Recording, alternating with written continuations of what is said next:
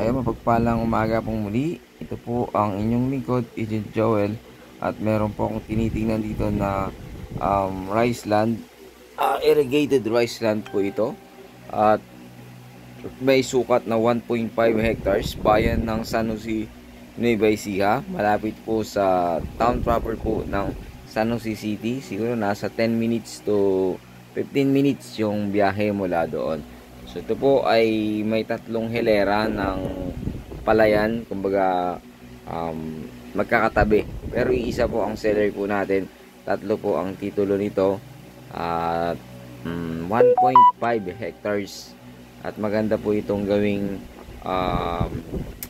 ang patawag dito, yung baga magtanim ng mga palay or mga gulay. Maganda rin po ito.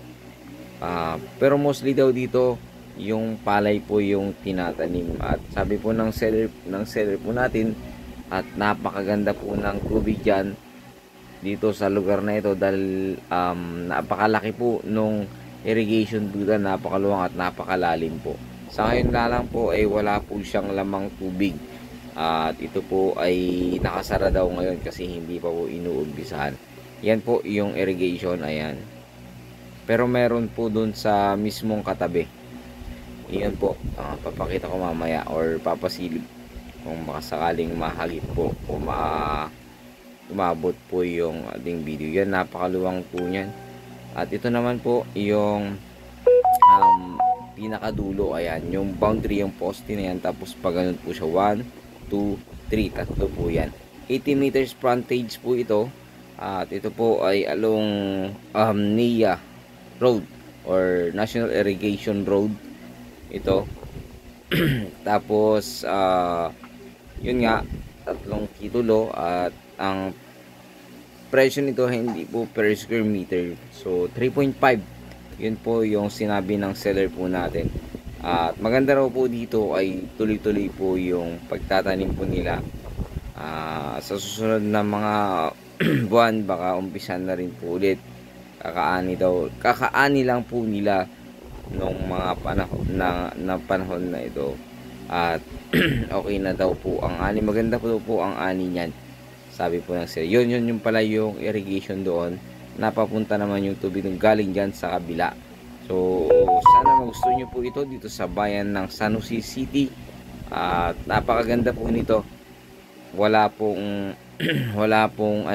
kumbaga good investment kasi palay tuloy-tuloy naman. At dito sa Nueva Ecija maganda po ang pagtatanim ng palay. At sabi nga po ng seller po natin, matanda na kasi siya, so kailangan niya ng ibenta para naman kumbaga matikman pa nila before pa naman po, at habang malakas pa po sila, tulad ng mga ibang nag-invest na gusto na ring ibenta, ganun po. So napakahaba po ng frontage ito, at wala pong kumbaga wala pong nakaharang dito sa harap. Pwede ka pang maglagay po dyan ng maliit na kubo, or gusto mo ng bahay bakasyonan, pwede rin po. Pwede maglagay po dyan ng solar kasi malayo pa po yung mga kuryente sa lugar na yan. Kung gusto mo namang magtayo dito ng farm mo, kunyari mag-alaga ng mga manok, kambing, baka, pwede po dyan.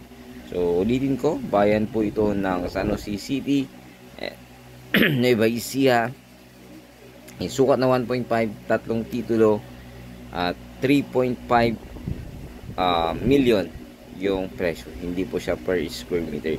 So sana magustuhan nyo po ito. Pakitawagan po ako sa aking numero nakalagay sa aking screen, at ang aking Facebook account nakalagay din po sa aking screen. Muli, Diyos po ang bahalang magpala sa inyong lahat. Maraming salamat po. God bless you all.